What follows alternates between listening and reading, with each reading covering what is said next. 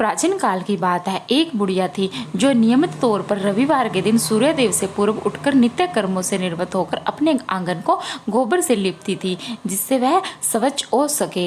इसके बाद वह सूर्यदेव की पूजा अर्चना करती थी, साथ ही रविवार की व्रत कथा भी सुनती थी।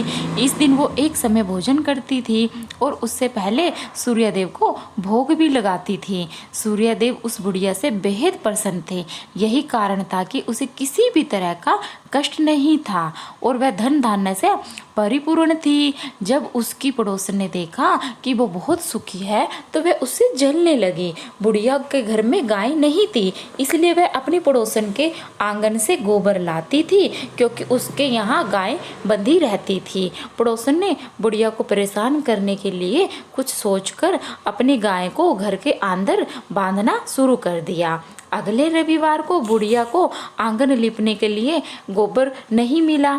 इसी के चलते उसने सूर्य देवता को भोग भी नहीं लगाया, साथ ही खुद भी वह भोजन नहीं किया और पूरा दिन बुढ़िया भूखी प्यासी रही और फिर लास्ट में बुढ़िया सो गई। अगले दिन जब वह सोकर उठी तो उसने देखा कि उसके आंगन में एक सुंदर गाय और एक बछड़ा बंधा था। बुढ़िया गाय को देखकर हैरान रह गई। उसने गाय को चारा खिलाया।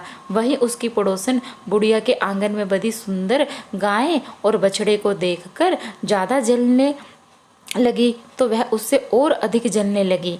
पड़ोसन ने उसकी गाय को पास सोने का गोबर पड़ा देखा तो उसने गोबर को वहां से उठाकर अपनी गाय के गोबर के पास रख दिया। सोने के गोबर से पड़ोसन कुछ ही दिन में धनवान हो गई। यह कई दिन तक चलता रहा। कई दिनों तक यह लगातार चलता ही रहा। बुढ़िया को सोने के गोबर के बारे में कुछ भी नहीं पता था। ऐसे में बुढ़िया पहले की ही तरह सूर्यदेव का व्रत करती रही, साथ ही कथा भी सुनती रही। इसके बाद जिस दिन सूर्यदेव को पड़ोसन की चालाकी का पता चला तो उन्होंने तेज आंधी चला दी और तेज आंधी को देखकर बुढ़िया ने अपनी गाय को अंदर बांध दिया। अगले दिन जब बुढ़िया उठी तो उसने सोने का गोबर देखा, तब उसे बेहद आश्चर्य हुआ। तब से लेकर आगे तक उसने गाय को घर के अंदर ही बांधा। कुछ दिनों में ही बुढ़िया बहुत धनी हो गई, बहुत ज़्यादा धनी हो गई। बुढ़िया की सुखी और धनी स्थिति देखकर पड़ोसन और जलने लगी।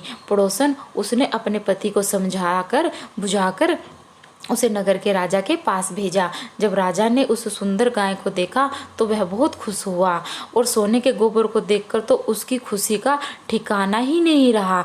उसे नगर के राजा के पास भेजा दिया। सुंदर गाय को देखकर राजा बहुत खुश हुआ। सुबह सुबह राजा ने सोने का गोबर देखा तो उसके आश्चर्य का कोई ठिकाना ही नहीं रहा।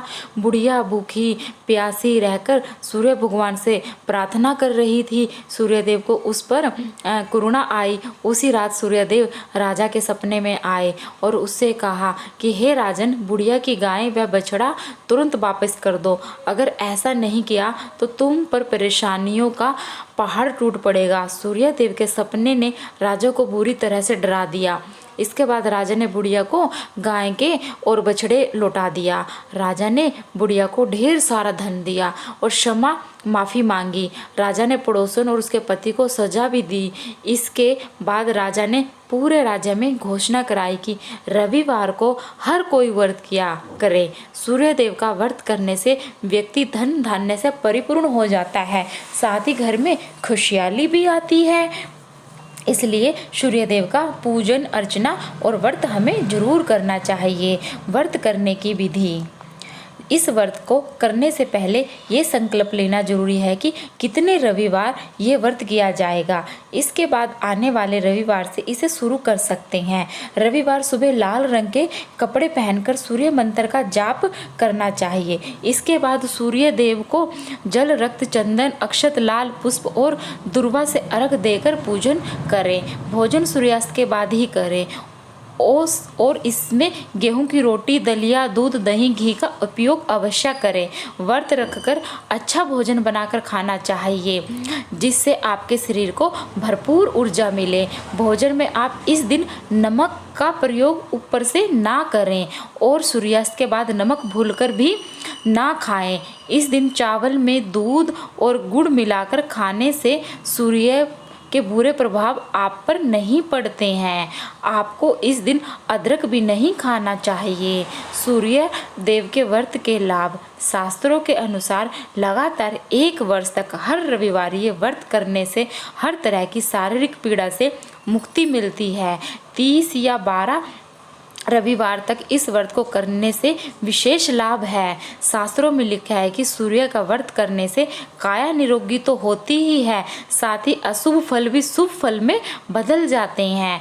अगर इस दिन व्रत कथा सुनी जाए तो इससे मनुष्य के सभी मनोकामनाएं पूर्ण होती है, साथ ही मान सम्मान, धन, यश तथा उत्तम स्वास्थ्य की प्राप्ति भी होती है। यही नहीं, अगर किसी जातक की कुंडली में सूर्य की स्थिति ठीक ना हो तो उसे यह व्रत अवश्य करना चाहिए। लंबी आयु के लिए